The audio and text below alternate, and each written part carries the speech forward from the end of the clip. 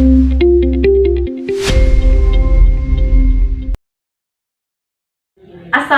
warahmatullahi wabarakatuh. Saya Solihatul Ulumiyah, mahasiswa PPG dalam Jabatan Program Studi Bahasa Indonesia Universitas Muhammadiyah Purwokerto tahun 2021. Pada hari ini, Senin, tanggal 19 Juli 2021, saya melaksanakan uji kinerja praktik pembelajaran secara daring di SMP Terpadu Ponorogo dengan materi teks berita.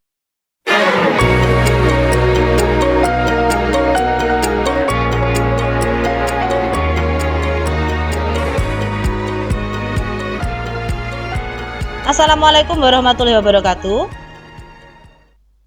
Waalaikumsalam warahmatullahi wabarakatuh. Iya, bagaimana kabar kalian hari ini? Baik, Bu. Baik, Bu. Alhamdulillah baik, Bu. Ya, alhamdulillah baik ya.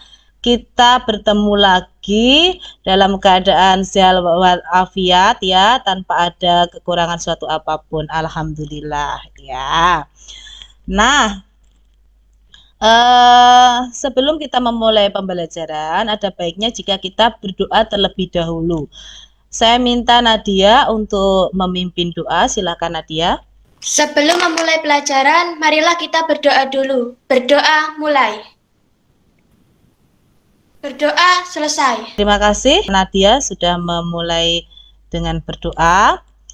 Semoga hari ini lancar ya. Saya lihat di layar ini ada 10 anak ya yang hadir hari ini. Dan tadi 3 anak sudah izin ke saya bahwa tidak bisa mengikuti meet hari ini karena yang satunya sakit dan yang duanya sedang ada kepentingan. Jadi kita doakan yang sakit semoga segera sembuh kembali. Baiklah anak-anak, sebelum kita memulai pembelajaran, saya mau tanya dulu nih. Apakah kalian pernah mendapatkan kabar hoax? Pernah ya? Pernah ya? Naura? Bu. Iya. Naura, kamu kan pernah dapat berita hoax ya? Oh ini hoax, ini bukan. Itu kamu taunya dari mana? Dari berita biasanya. Oh dari berita. Jadi kamu melihat dari sumber yang terpercaya, dari berita ya? Biasanya nonton berita di TV atau di internet? Ya kadang di TV, kadang di internet. Oh, karena di TV dan di internet ya. Terima kasih Naura jawabannya. Kemudian saya mau tanya kepada Amel, Lydia ya. Biasanya itu kamu percaya nggak dengan berita hoax? Ketika kamu mendapatkan berita hoax, apakah kamu langsung percaya begitu saja? Tidak. Enggak. Ya, terus bagaimana supaya kamu itu menangani masalah ini supaya tidak percaya dengan berita hoax? Mencari sumber yang benar. Terima kasih Lydia. Ya, tadi ada beberapa jawaban dari teman kalian bahwa kalian pernah mendapatkan berita hoax, gitu kan ya. Nah, mengapa kalian mendapatkan berita hoax? Nah, itu karena banyak yang menyebarkan berita kebohongan. Kadang ada yang nggak suka terus menyebarkan berita kebohongan. Mengapa orang mudah percaya berita hoax? Di sini ada penjelasannya. Mengapa banyak orang yang masih percaya dengan berita hoax? Jawabannya karena bias konfirmasi. Oke, jadi gampangnya kita seringkali menerima sesuatu tanpa dipertanyakan dulu karena informasinya bikin kita setuju. Ya, itu karena hoax berisi info yang bombastis, sensasional, dan bikin pembacanya merasa harus cepat-cepat menyebarkan informasi yang ada tanpa bertanya-tanya. Akhirnya kabar palsu yang menipu pun bisa menyebar secepat kilat menyambar. Tapi kenapa hoax itu harus dicegah? Dan bagaimana mencegahnya? Intinya jika dibiarin, kebohongan yang diulang-ulang akan dipercaya sebagai kenyataan. Dan jika itu terjadi, dunia akan penuh manipulasi dan tipuan. Sampai akhirnya kita tidak tahu mana yang jujur dan mana yang ingin membuat hancur. Lantas, bagaimana cara mencegahnya? Biar hoax bisa mental, kita harus punya istilah kerennya kemampuan literasi digital. Lewat cara ini, semua orang bisa mencari, menilai, menggunakan, sampai nyebarin, bahkan bikin konten yang positif dan buang yang negatif ketika pakai teknologi digital dan internet. Ya, itu tadi penjelasan dari akun YouTube Kok Bisa tentang mengapa orang mudah percaya hoax karena kurangnya informasi, ya kan? Nah, cara mengatasinya tadi juga sudah ada. Caranya adalah dengan kita menggunakan literasi digital. Nah, literasi digital itu apa sih sebenarnya? Literasi digital itu berarti kalian tuh membaca di sebuah pemberitaan-pemberitaan yang ada di media elektronik, bisa TV, bisa internet. Nah, itu disaring ya, mana yang benar, mana yang tidak, itu mencari di laman informasi. Biasanya cari situs yang jelas dan benar-benar terpercaya. Jadi jangan kamu lihat situsnya dulu, kalau situsnya itu kira-kira tidak terkenal atau mungkin tidak meyakinkan, itu sebaiknya tidak usah dilihat gitu ya. Mengapa saya kok membahas tentang berita hoax di sini? Mengapa? Karena pembelajaran kita hari ini adalah tentang teks berita. Ya, karena hoax itu ya, kabar-kabar hoax itu sangat erat kaitannya dengan teks berita. Itu ya. Jadi pembahasan kita hari ini adalah tentang teks berita. Kemudian tujuannya apa sih yang kita capai selama kita melakukan Google Meet ini ya. Jadi selama Google Meet ini kalian ya, tujuannya adalah nanti akan ada contoh teks berita, kemudian kalian paling tidak bisa menelaah 3 struktur teks berita, kemudian paling tidak kalian juga bisa menelaah 6 kaidah kebahasaan teks berita itu sendiri ya. Jadi dalam pembelajaran kali ini yang kita bahas adalah tentang struktur dan kaidah kebahasaan teks berita. Nah, supaya lebih paham lagi, mari kita mulai dari pengertian teks berita. Adakah yang tahu apa itu teks berita? Siapa yang tahu? Silahkan angkat tangan. Siapa yang sudah tahu di sini? Nadia? Nadia Devi? Iya, Bu. Iya. Menurut kamu apa itu teks berita? Teks berita menurut saya suatu informasi. Menurut kamu teks berita adalah suatu informasi. Ada yang angkat tangan di sini ya sepertinya. Oh, Naura. Bagaimana menurut Naura? Teks berita itu apa, Naura? Laporan atas kejadian atau peristiwa yang sedang terjadi. Laporan atau kejadian peristiwa yang sedang terjadi. Oke, itu jawaban dari Naura. Terima kasih, Naura. Ada lagi yang mau tadi angkat tangan ya sepertinya. Siapa ya tadi angkat tangan ya? Oh, Nidia. Ya, Nidia.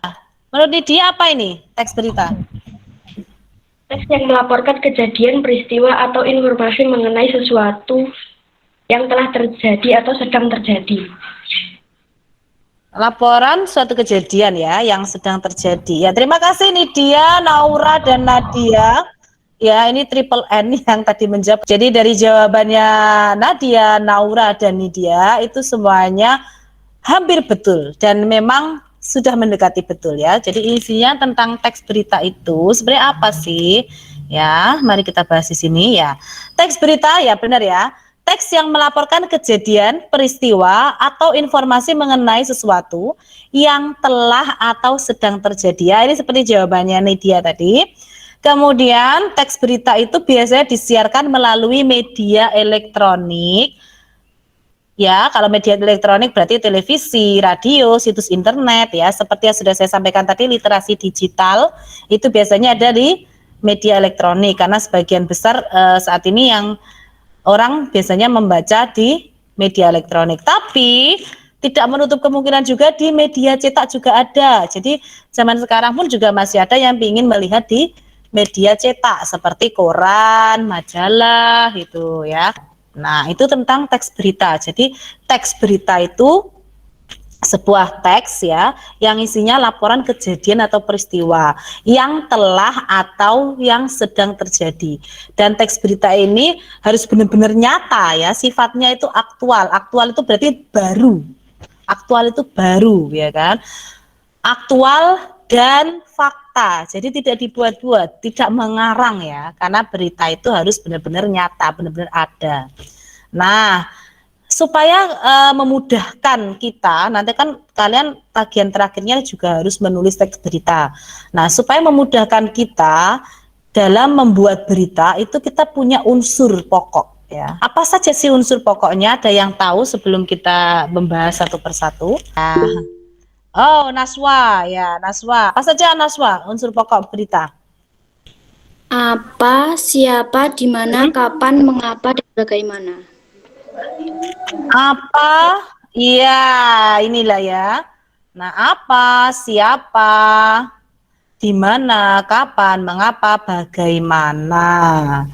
Nah, kalau kalian membuat berita atau kalian melihat berita itu pastikan bahwa kalimat-kalimat yang ada di berita itu memuat jawaban dari pertanyaan ini.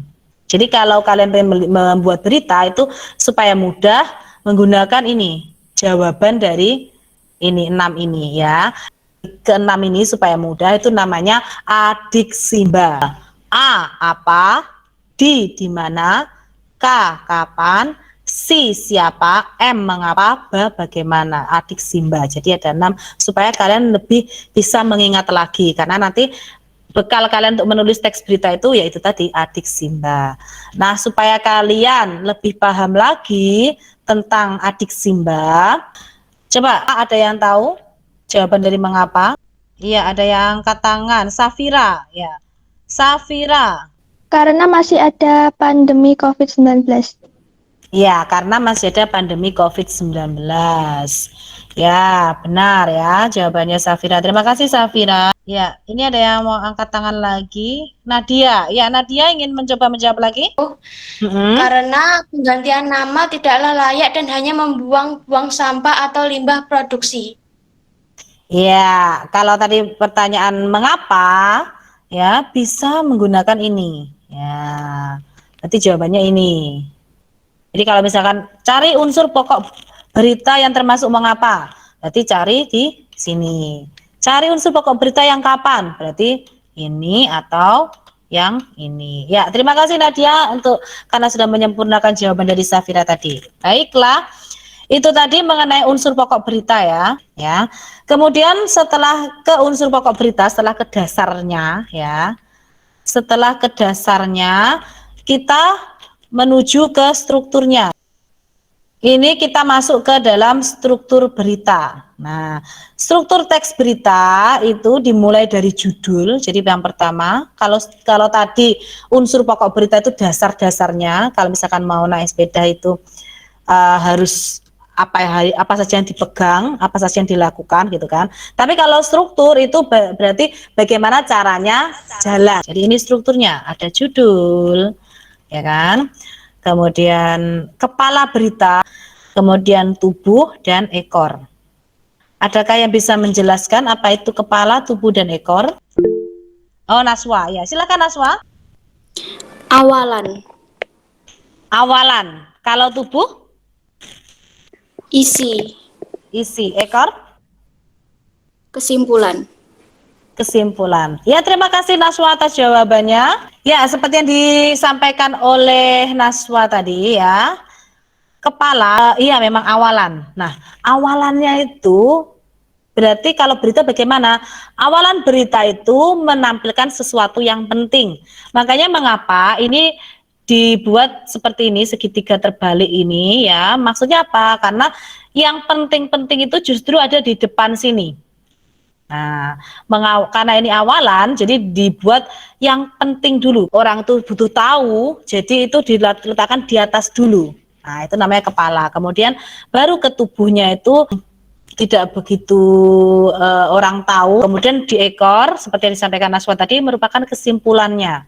Jadi ini lebih ke bawah ini semakin berita ini semakin informasinya semakin mengerucut. Jadi yang pokoknya itu ada di atas, kemudian baru yang di tengah dan bagian ekor. Kemudian tentang kebahasaannya. Nah, ketika kalian membaca berita, tentunya ada kebahasaannya, ada bahasa yang digunakan ya kan. Bahasa yang digunakan dalam teks berita itu apa saja? Yang pertama bahasa baku, ya kan? Nah, bahasa baku itu jelas ya. Jadi dalam berita itu tidak menggunakan bahasa gaul ya, karena yang membaca itu banyak orang ya, tidak hanya anak muda saja, tapi orang tua pun juga membaca berita. Kemudian menggunakan kalimat langsung. Kalimat langsung itu berarti yang sudah ada tanda petik ya. Tanda petik, saya mau makan, kata Rudi. Nah, itu termasuk kalimat langsung. Lawannya kalimat langsung adalah kalimat tidak langsung. Kalau kalimat tidak langsung menggunakan kata bahwa. Misalkan Rudi mengatakan bahwa dia akan makan. Nah, itu termasuk konjungsi. Konjungsi itu kata penghubung ya. Konjungsi itu nama lain dari kata penghubung. Konjungsi itu berarti kata penghubung yang digunakan adalah bahwa, karena menggunakan kalimat tidak langsung. Kemudian ada kata penghubung atau konjungsi temporal dan atau kronologis. Temporal itu berarti karena ini berita ya, karena suatu kejadian, jadi harus ada runtutan peristiwa. Nah, runtutan peristiwa itulah yang menghubungkan. Nah, ada kata penghubungnya kan mesti di runtutan peristiwa itu. Runtutan peristiwa itu kata penghubungnya adalah setelah, lalu, ya seperti itu Pak ya, yang mengurutkan ya, hingga, kemudian sebelum, sesudah, itu termasuk konjungsi temporal. Kemudian keterangan waktu seperti yang dijawab Ariel tadi ya. Jadi keterangan waktu itu isinya tentang waktu pemberitaannya, bisa waktu pemberitaannya, bisa waktu kejadiannya gitu. Kalau tadi ada waktu pemberitaan dan waktu kejadian rapat, kemudian ada waktu pemberitaannya gitu. Kemudian yang terakhir adalah kata kerja mental. Seperti yang kalian tahu, kata kerja itu berarti sesuatu yang dikerjakan. Kata kerja mental tentunya berbeda dengan kata kerja tindakan. Kalau makan itu termasuk tindakan apa mental? Siapa yang tahu? Tindakan. Tindakan, karena menggunakan Mulut. iya, menggunakan mulut. Jadi itu menggunakan organ tubuh ya kan. Kalau berpikir masuk mental atau tindakan? Mental. Mental ya, termasuk mental karena tidak menggunakan organ tubuh tapi menggunakan pikiran ya. Jadi mental itu yang menggunakan pikiran, menggunakan hati, jadi tidak menggunakan anggota tubuh, itu namanya kata kerja mental gitu. Nah, itu nanti di teks berita juga ada yang namanya kata kerja mental.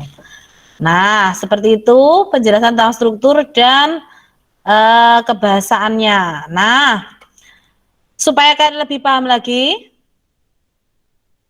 kalian kerjakan ini ya. Di sini ada bacaan. Kemudian tugas kalian adalah mencari, ini ada judul berita, kemudian mencari strukturnya. Ada kepala, tubuh, ekor, itu paragraf keberapa, tubuhnya paragraf keberapa, ekor paragraf keberapa, kemudian isinya tentang apa, ini bisa merupakan ringkasan. Kemudian ada kaidah kebahasaan, nanti sertakan contohnya minimal satu setiap unsurnya ya. Bagaimana? Apakah tugasnya sudah jelas atau ada yang masih ditanyakan? Sudah ya? Nah, karena sudah, nanti waktu mengerjakan kalian adalah per tugas 5 menit ya. Jadi strukturnya 5 menit, kaidah kebahasaannya 5 menit ya. Silakan dicari, dimulai dari sekarang. Silakan mulai dikerjakan. Ini bacaannya ya. Silakan mulai mengerjakan. Waktunya 10 menit berarti. Dimulai dari sekarang. Dibaca lagi bacaannya. Kemudian mencari strukturnya. Struktur yang termasuk kepala itu berarti ada di paragraf keberapa. Yang termasuk tubuh itu ada di paragraf berapa, dan yang termasuk ekor yang mungkin informasi yang mungkin jarang dilihat orang itu ada di paragraf berapa. Kemudian paragraf misalkan kalau kepala itu berarti ada di misalkan di paragraf 1 itu isinya tentang apa gitu. Ya, ringkasan dari yang sudah ada. Jadi antara paragraf ini yang sudah ada itu ringkasannya apa.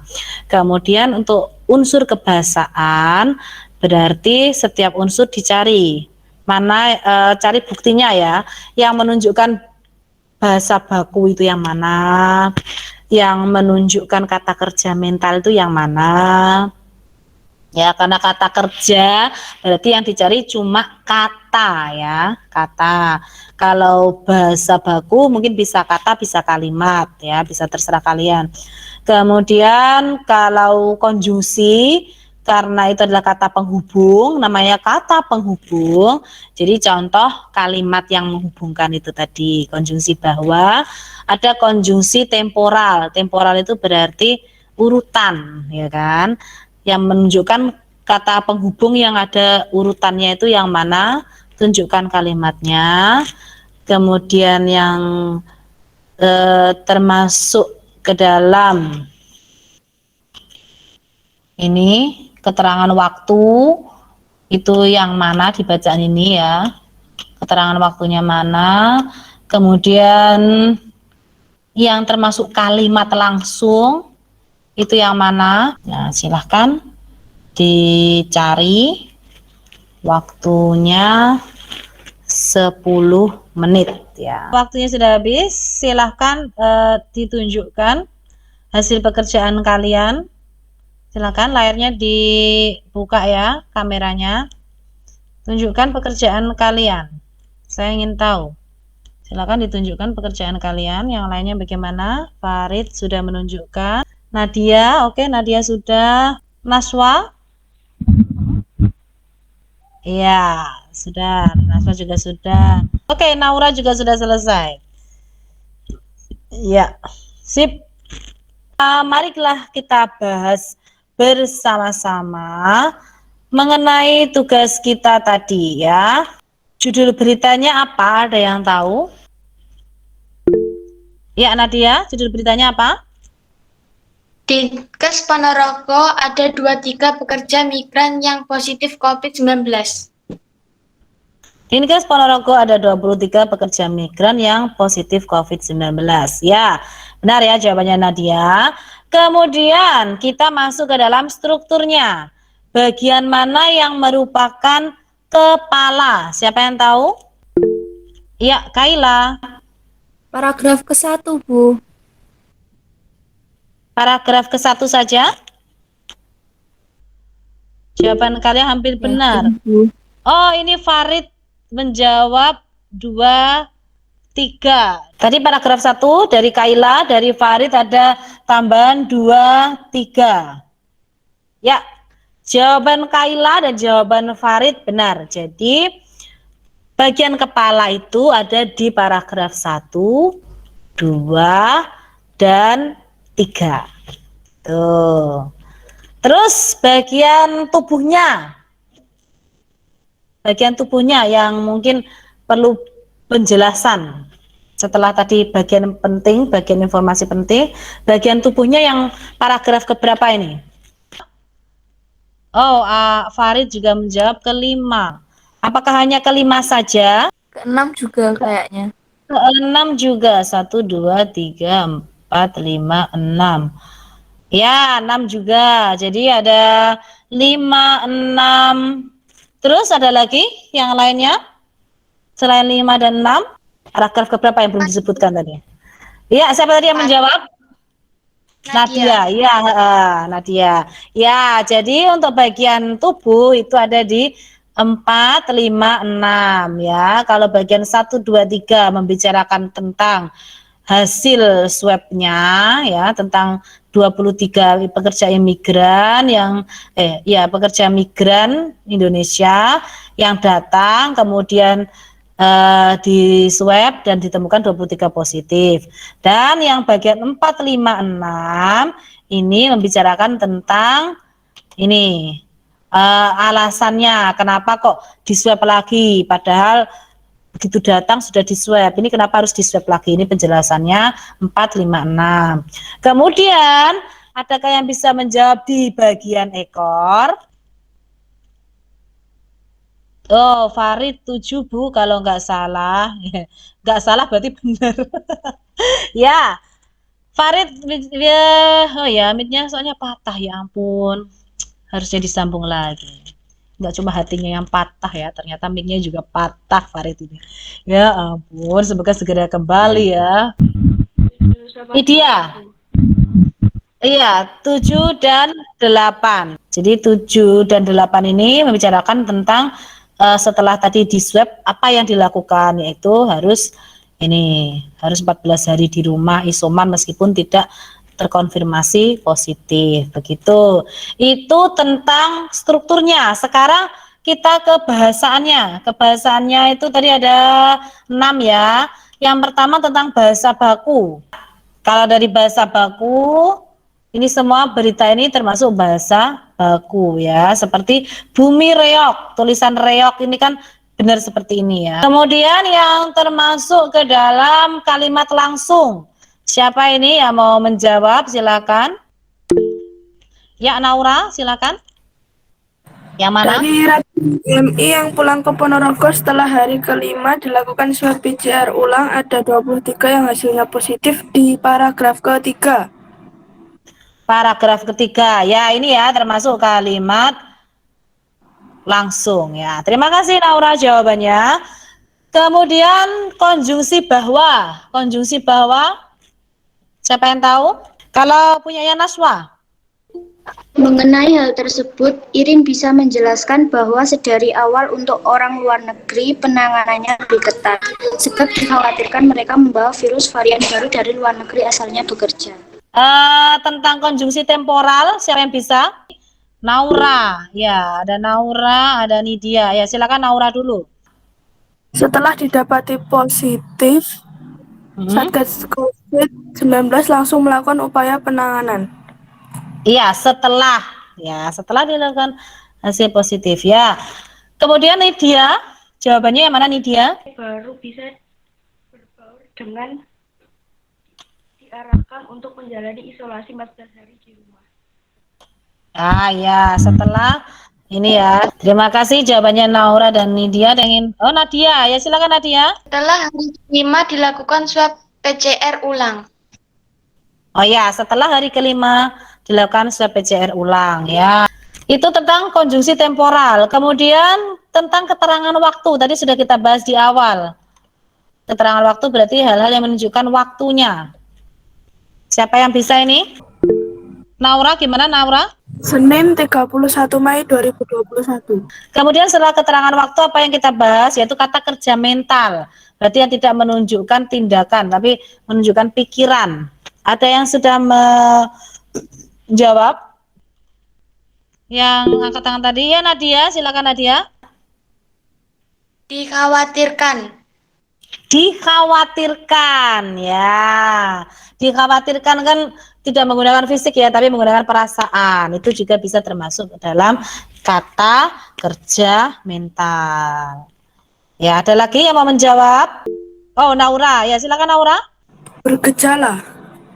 Bergejala. Nah, bergejala kan yang dirasakan adalah ini ya, bukan ini ya, tapi dari dalam gejala. Nah, bergejala itu juga termasuk ke dalam kata kerja mental. Ya, ada lagi Farid ya. Farid mau menjawab ya? Farid? Antisipasi ya. Jawaban Farid juga sudah benar. Antisipasi itu juga termasuk kata kerja mental. Ya. Itu tadi yang sudah kita bahas. Bagaimana, apakah ada kesulitan dari tugas-tugas kita tadi? Tentang mencari struktur. Mencari kebahasaan, bagaimana? Ada yang ditanyakan? Sudah paham apa belum? Sudah ya? Oke, karena sudah, jadi dari evaluasi yang sudah kita lakukan tadi, ya, hampir jawaban dari kalian tadi sudah luar biasa bagus, sudah sesuai dengan yang diharapkan, ya kan? Dan kalian juga sudah cukup aktif dalam mengikuti pembelajaran hari ini. Nah, sebelum kita akhiri pembelajaran hari ini, saya mau tanya, materi yang kita bahas tadi tentang apa ya? Ada yang tahu? Silakan angkat tangan. Tentang apa materi tadi? Iya, Nadia, apa yang kita bahas tadi? Tentang teks berita. Berita yang kita bahas apanya? Kerja migran yang positif 19. Ya, yang dicari apanya tadi? Dari berita tadi? Oh iya, Farid menjawab tentang struktur beritanya, ya. Terus apa lagi selain struktur berita dari pekerja tadi yang dicari apanya? Kaidah bahasa, ya Farid ya. Jadi yang kita bahas tadi ini adalah tentang struktur dan kaidah bahasa. Kemudian tentang unsur pokok tadi apa saja? Ada yang masih ingat? Iya, Farid, adik Simba. Ya. Benar ya, ada apa, siapa, mengapa, bagaimana, di mana, kapan ya. Itu adik Simba itu unsur pokok. Kalau struktur, ya Nadia, apa saja Nadia? Kepala, tubuh, ekor. Kalau kaidah kebahasaan tadi apa saja isinya? Satuan bahasa, kalimat langsung, Iya. konjungsi temporal atau kronologis, Hah? waktu, kata kerja mental. Ya itu tadi ya, tentang kebahasaan teks berita. Nah, untuk materi selanjutnya ya, untuk pertemuan selanjutnya kita akan membahas tentang cara menanggapi teks berita. Tadi kan kalian sudah tahu unsur dan kebahasaannya. Jadi nanti masih tentang berita. Jadi nanti kita akan membahas tentang cara menanggapi dari sebuah berita. Nah, anak, sebelum kita akhiri pembelajarannya, marilah kita tutup dulu dengan berdoa. Silakan Nadia memimpin doa. Sebelum pelajaran diakhiri, mari kita berdoa. Berdoa mulai. Berdoa selesai. Baiklah, terima kasih untuk kehadiran kalian hari ini ya. Jangan lupa tetap patuhi protokol kesehatan karena kita masih berada di masa pandemi, tapi tetap semangat ya. Pandemi ini jangan sampai menurunkan semangat kalian untuk belajar ya. Terima kasih anak-anak, pembelajaran hari ini saya akhiri. Assalamualaikum warahmatullahi wabarakatuh. Waalaikumsalam. Waalaikumsalam warahmatullahi wabarakatuh.